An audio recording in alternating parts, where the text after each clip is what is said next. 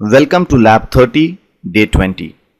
In the previous lab, we saw how we can go and add one-to-many relationships into database.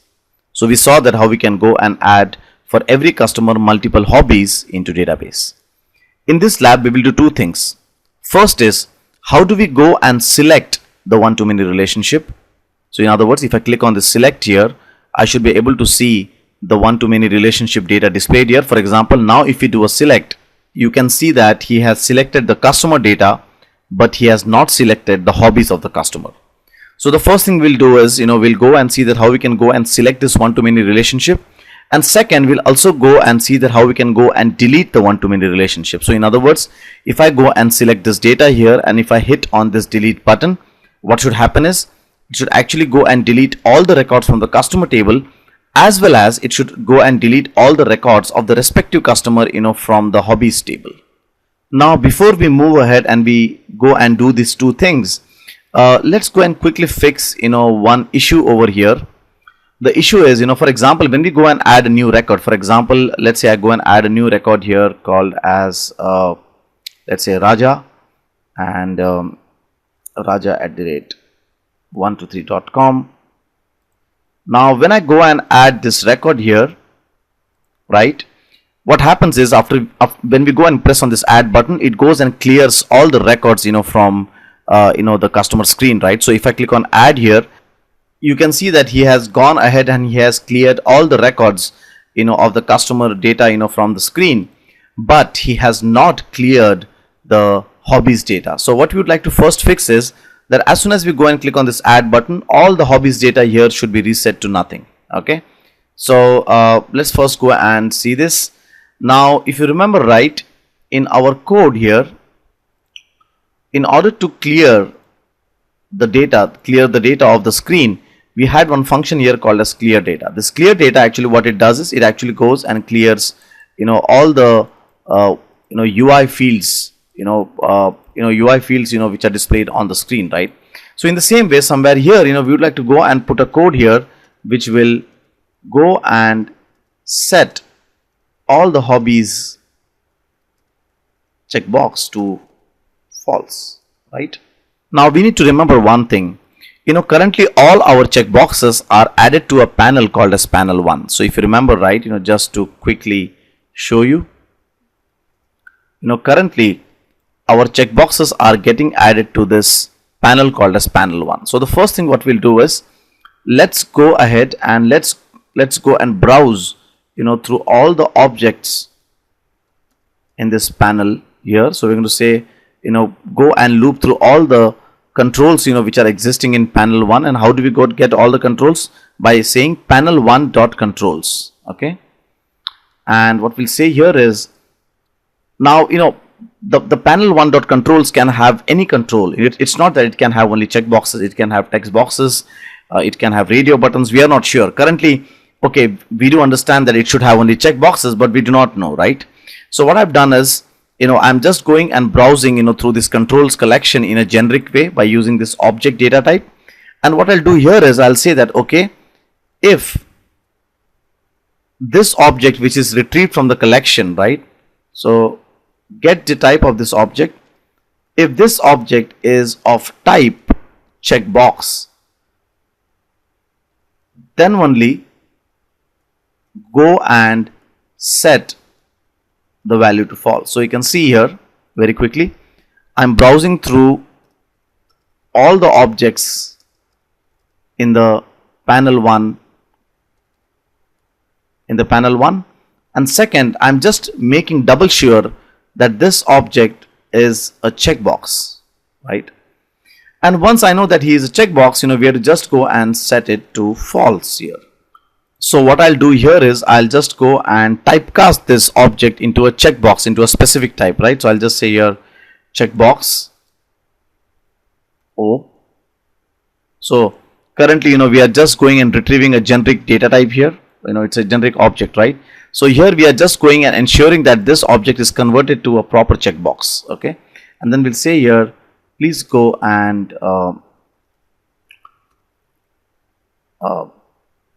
make the checked equal to false, right? So now what will happen is, whenever this clear data function is called, it will go and loop through all the collection, all the object collection which is existing in panel 1. Second, it will then go and check, if the object is of type checkbox. If it is of type checkbox, it will go and say that, uncheck this or clear this, right? So now if we go and run this, they should probably go and solve the problem regarding clearing the data at least. So if I do a control F5 now, just very quickly, retry, yes. So if I now try to go and add the data, so if I say, wish123, shiv@yahoo.com, mail, reading, writing, married. Now what should happen is, if once I click on this add button, it should actually go and clear all these checkboxes from here, right? So it should actually go and run this code here and set the checkboxes to false. So if I go and add this now, you can see that he has added that data wish123 to the database, and also he has ensured that all the checkboxes are set to false or they are cleared off. Right. So now we have completed the first part. Okay. Now, as we said that this video is more focused on how to go and select the one-to-many relationship. So in other words, if the user goes and clicks on the select button, it should actually go and display the hobbies. And the second is we also need to go and see that how we can go and delete the customer. So let's first start with the selection part. Now if you see currently, whenever we go and select any record, for example, if I go and select this, select wish123, it does not go and select the hobbies data. So for example, if I just go and select, the current record which I just recently inserted was Raja, you can see that he does not go and display me the hobbies, right? So the first thing what we'll do is, let's go ahead and fix this thing. So the first thing what we'll do is, let's start with the data access layer first. So in our data access layer, you can see that we have one function here called as get hobbies. Now we would like to go and create one more function here called as get hobbies, but that get hobbies function would take or would fetch data of the hobbies, per customer. So currently this get hobbies, gets all the hobbies data, right? So we would like to go and create one function here who will get us the hobbies, on customer basis. So what I'll do is, I'll go and copy this code as it is, Control C, Control V, but the only difference is that, we will be fetching him customer ID. So this get hobbies function, will get all the data, or will get the hobbies data, as per the customer ID which is provided in this function. Now we also need to go and change this SQL over here, because we would like to go and select the hobbies, depending on this customer ID over here. But this hobby master table has all the hobby data. So we do not want all the hobbies data, but we want hobbies data depending on this customer ID. So for that, if you remember, we had created one more table called as the customer hobbies table. This customer hobbies table was a one-to-many relationship table. In other words, it actually stored, that which customer has which hobbies, right? So we need to use this table here, that is customer hobbies. So we have to say here, so let's go to a data access layer. So we have to say here, select star from customer hobbies, where customer ID equal to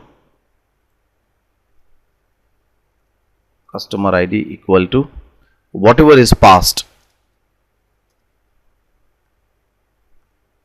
into the function, right? And we need to go and make this to string. Right. Sorry, this is not an and here, it is a plus. Okay. Now because this customer ID is a numeric field, you can see that I have not put a single quotes over here, right? So this is great. We are done with the first part. We have written the query, which will go and fetch, the hobby as per the customer ID which is provided. Now the next thing what we need to do is, as soon as someone goes and clicks on this select button over here, or on the select hyperlink over here, we need to go and call this function, that is this get hobbies function, and we need to go and ensure that the respective checkboxes are selected, right? So for that we need to go and expose this get hobbies function, from our middle tier layer. Again, let's not break our rules. So I'm going to go and do a control C, control V here. So I'm going to say, okay, this function will actually help you to get hobbies as per customer ID. So get hobbies as per customer ID. So you can see over here we are invoking the function which will get hobbies as per customer ID. Now before I move ahead, I would like to point one more thing over here. You can see that we have two functions here. One is get hobbies and the other one is again termed as get hobbies, but it has a customer ID. Now this is termed as polymorphism, or I'll say rather to be very specific, this is termed as static polymorphism. There are two kinds of polymorphism. One is static polymorphism and the other one is dynamic polymorphism. So polymorphism means where basically the same entity behaves differently under different conditions. So you can see that this get hobbies, when I don't pass him the customer ID, it just gets me all the hobbies. But the same get hobbies, when I pass him the customer ID, it actually gets me hobbies as per the customer ID. So polymorphism means, as the name says, poly means many and morph means change. So depending on conditions, our get hobbies function is acting differently. Now polymorphism is a concept of object-oriented programming. So what I will suggest is please go through the videos of what you call object-oriented programming questions and answer series, where we have explained you abstraction, where we have explained you polymorphism, inheritance, encapsulation. Okay, so this specific case here which we are using in our project is called as static polymorphism. There is one more type of polymorphism called as dynamic polymorphism. So in case you want to know about it, please go through those video series and you will understand that what exactly is dynamic polymorphism. Right, so that was a quick introduction, or I'll say quick point. I just wanted to point out that that polymorphism has been used in our project. Great. So now this get hobbies with customer ID will now go and invoke through our UI, and we'll go and set our checkboxes. So let me just go to my customer data entry.aspx.cs and let me go and create one function over here, public void load hobbies. Now this load hobbies will actually go and set the checkboxes of the respective hobbies to true, depending on the customer ID. So I'll say, okay, load all the hobbies as per the specific customer ID. So the first thing here, what I'll do is I'll go and create the hobbies object here. I'll go and create the hobbies object, and whatever data is returned by the hobbies function, the get hobbies function, I'll just get that data into a data set. So you can see that I am invoking the get hobbies with the customer ID, and you can also see polymorphism here again in the Visual Studio IDE. You can see that when I press this button over here, it shows me yes, this get hobbies can be fetched by customer ID or it can be fetched without customer ID. So you can see this part here, by customer ID and without any customer ID, right? So currently we need to fetch the hobbies with the customer ID. So I'll use this. So the next thing now is we need to go and browse through each row in this data set and then get the customer ID from that row and go and enable the checkbox accordingly, right? Or go and check the checkbox accordingly. So for the next thing is we need to go and browse through each row. So obj row. So let's go and browse through each row in this data set, right? And let's get the hobby ID from this row and enable, or I'll say check the checkbox accordingly, right? So now the next thing what we do is we just go and loop through the objects in the controls in the panel 1. We just go and loop all the controls in the panel 1. Remember that in panel 1 is where we have added our checkboxes. So you can see that the first step what I'm doing here is I'm looping through all the controls. Second, I'm checking if this control is a checkbox, because it is very much possible that in that panel we can have label or some other controls, right? So I'm just ensuring that I'm just filtering out the checkboxes, and after that I go and check here if the ID value of the checkbox. Now remember that when we added this checkbox into the panel, we had set the ID, to the hobby ID, right? So I'm just going and checking, if the ID of the checkbox, matches with the hobby ID field, right? So that's the second thing we check. And once we are, once we know that yes, the hobby ID data and the checkbox ID is matching, we go and set that checkbox to true, right? So that's one part. Now the next thing is we have to go and call this load hobbies function, when the customer goes and clicks on that select link, from the grid, right? So let me just go and build a solution here to ensure that there are no errors, and there are no errors. So now let's go to our display customer function. If you remember that we had a display customer function here, and this display customer function actually help us to display customer record. So here we have to go and call this load hobbies, depending on the ID which is selected, the customer ID which is selected. So if you remember, right, this load hobbies, this display customer function actually, fetches out a data set, depending on the customer code. So from that data set, I am going and fetching this ID. So if you remember, our customer table has this ID value, right? So what I'm doing here is I'm going and calling this load hobbies here, and I'm fetching, what you call from the selected customer. So currently we have only one row fetched, when we clicked on the display customer function here. From that, I'm going and selecting the ID and passing it to the load hobbies. So this should actually ensure that whenever we go and select on that select link, it should actually go and display us the respective hobby data. So let me just go and do a control F5 here, right?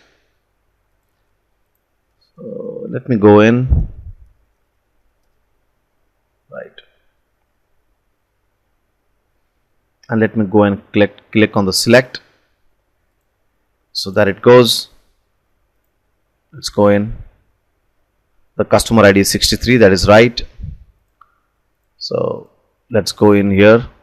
I hope that the data set is also loaded. So you can see that there are two rows here. That is also good. So it has loaded the hobbies, depending on the customer ID. Now I go inside the panel here, and I go and loop through all the checkboxes. So yes, this is a type of checkbox. The ID is 1. What is the ID here? 0 ID. It's quick watch. I'll just put it to add watch, so that as we debug, we can see the values. So the ID is, I'll just make this add watch window over here so that I can see the values. It's too big on the screen, right? So that it is. So ID is 1. So now because this value is 1, right, it should actually go inside this if condition. You can see that it is not going. If you see again, I'll just go and put my debug point back here. At the left hand side, the ID is 1. The OBJ row hobby ID is 1. Still it is not doing the comparison. Okay. Why? Because this comparison, currently the comparison, it is making an object comparison here. So if you see here, it was already showing us a warning. If you remember, just very quickly, let me just go and build this. It was already showing us a warning here somewhere down below, saying that you cannot go and match this thing like this, right? So this ID at the left hand side is basically a string, right? And this ID here, OBJ row ID, is is actually an object, right? So what we'll do is, let's quickly go and convert both of these guys to numeric so that they can do the comparison. Okay, so I'm going to go and change this convert dot to int over here, right? And also the right hand side guy also, I'll go and convert this to int, so that the comparison is proper, right? See, what was happening is, again I'm repeating, at the left hand side this was a string, at the right hand side it was an object. So probably the comparison was done on something else, right? It was not actually a numeric comparison. So what I've now done is I've converted both the data, the left hand side data as well as the right hand side data, to numeric. Now let's see if this solves a problem or not. So I'm going to go and put a debug condition at the debug point here itself, and we don't need a debug point here now. So let me just go and do a F5. So let me just go and click on this select here, select wish 1 2 3. There it goes into my debug point. Now this ID at the left hand side is 1. This obj row ID is also 1, I hope. Right, right, it is 1. You can see, forget the second one. I'm going to just go and delete this. So you can see this obj hobby ID is also 1. And because now we have converted both the left hand side and the right hand side to integer, it should actually do a comparison properly. You can see now it is going inside the if condition and it has made the checkbox as true. Same way you will go for the other data as well.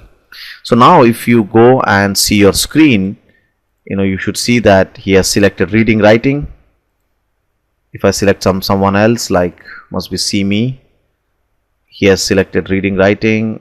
Let me just go and select some other data who have different hobbies. So there it is, for XYZ 1 2 3 it is showing me reading, writing and music. So you can see that how it's now going and selecting the appropriate hobbies checkbox, depending on the customer ID, right? So this was the first part. So we said that in this video we have two parts. One is, depending on the customer ID, we have to go and display the hobby ID, the hobbies checkbox. And the second one is, now as soon as he goes and hits on this delete button over here, right, we would like to go and delete the customer data as well as the related hobbies data of the customer, right? So we also need to go and do some amendments so that this delete can work properly. Currently what's happening is, if I click on this delete, right, it actually just goes and deletes the customer table, right, the customer record. But now we need to remember that every customer also has hobbies. So we need to also go and fire one more query which will actually go and delete the hobbies, from the customer hobbies table, right? So let's go and do that part. So let me just close here. Let's go back again to our code. So let's first start from data access layer. So I'll just go to my data access layer here. And if you see, we have this existing function called as delete customer. So what I'll do is I'm going to go and just copy this Control C, Control V here. And we'll create one more function here called as delete hobbies, right? And to delete the hobbies, we'd like to get the customer ID. So depending on this customer ID, this delete will happen. And remember that, the customer hobbies table is a table, which has the customer ID and the hobby ID, right? So we need to go and change this SQL as well. So what I'll do here is I'm going to say here, please delete data from customer hobbies, where the customer ID is equal to the current customer ID which has been passed. So this will go and delete the respective hobbies of the respective customers. Okay, so this is done. Great. And the next thing is, we also need to go and expose this delete hobbies, via the hobbies class. So I'm going to just go and do here public bool delete hobbies and customer ID, and let's go and create the object of the CLS SQL Server class here, and I'll just say a dot delete hobbies, depending on the customer ID, right? Great. I'm going to just go and build this solution to see that if there are any problems. No problems. Great. Now the last thing is, when the customer goes and hits this delete button over here, we need to go and call the delete of the hobbies as well. So you can see over here, we have actually, when we go and create the object of the customer, we have called his delete function. But the next thing what we can do here is, we can go and now create the hobbies class here, right? Object of the hobbies class, and we'll go and call the delete of the hobbies. So once a customer gets deleted, we would like to also go and delete the respective hobbies of the customer, right? So we'll say here, please go and delete this, and we're going to pass him the customer ID. So you can see over here, this goes and deletes the customer data, and this guy goes and deletes the hobbies data, right? Now before I go ahead and run this program, I would like to point out here that this code will not work, because this customer ID will always be 0. Why it will be 0? Because we are freshly creating the object here. We are not loading the actual customer ID, right?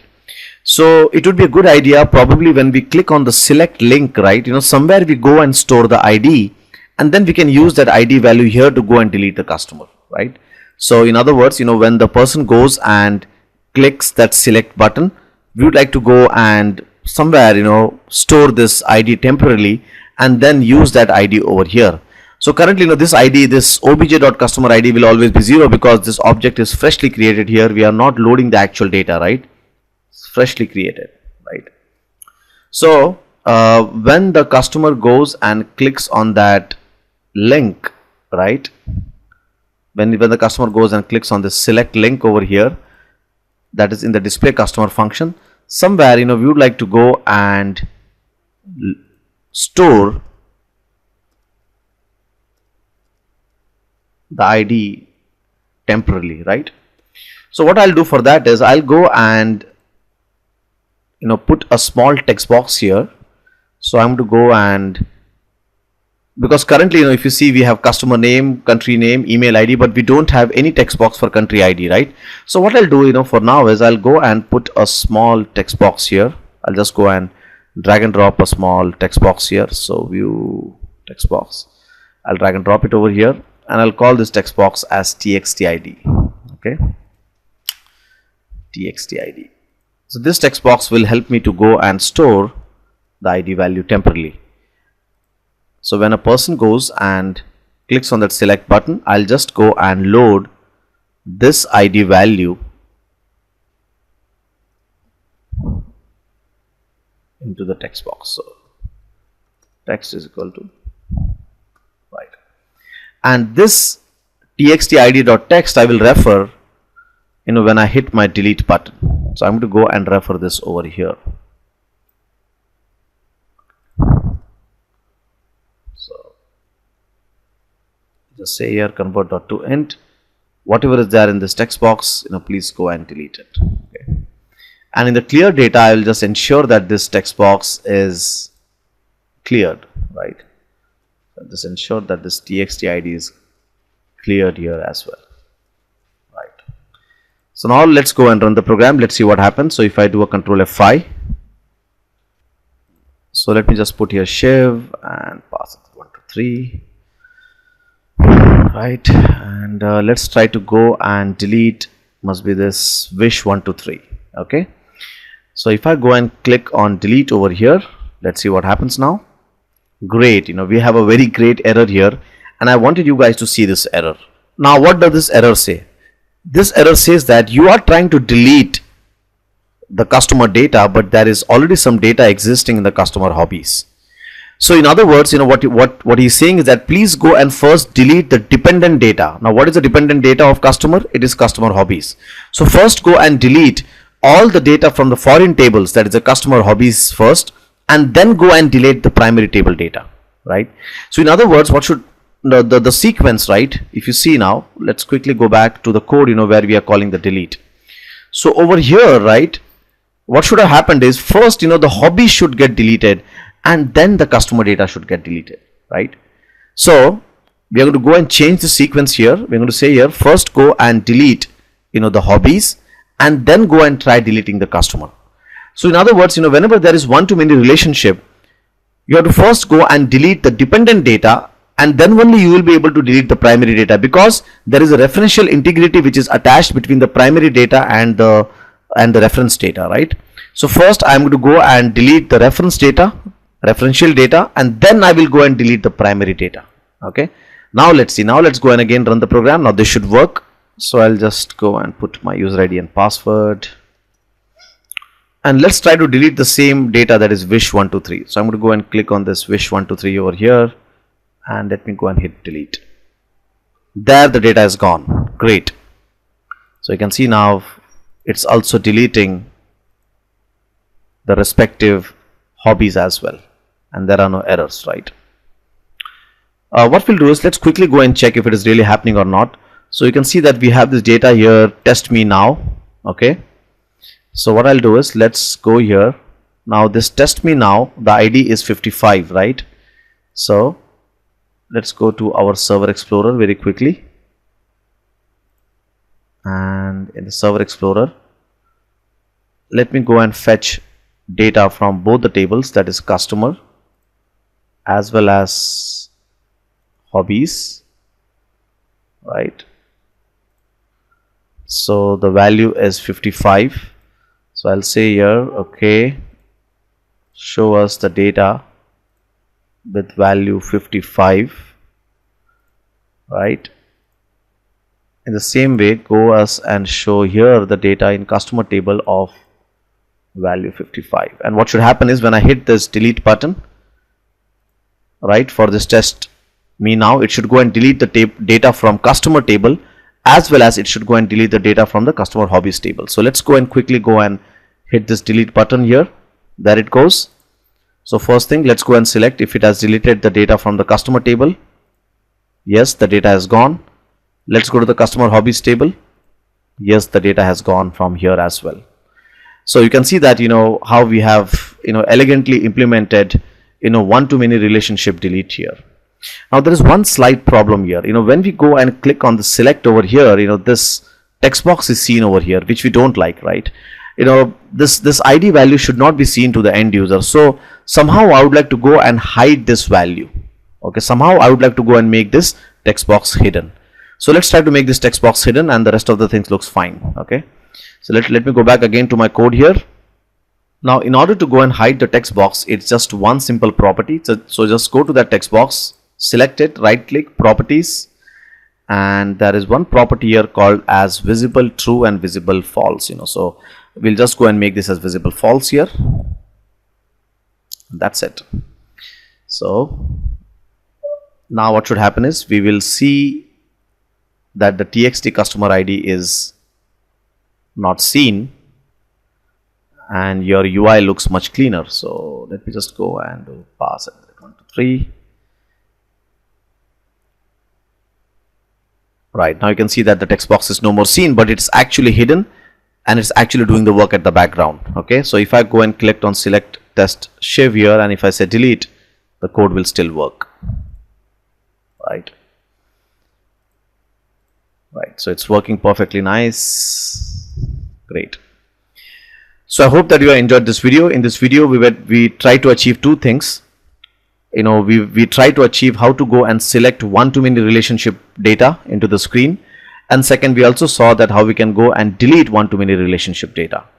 So till now we have completed three things in one-to-many relationship. First thing, we have done insert. Second, we have done select. The last one we have done delete, and the final one which is pending now is update. So in the next part of the video we'll see how to go and update one-to-many relationship data. So in other words, if somebody goes and selects this test, or must be this XYZ over here, and if he goes and changes this to swimming, how do we go and write the logic for the update button?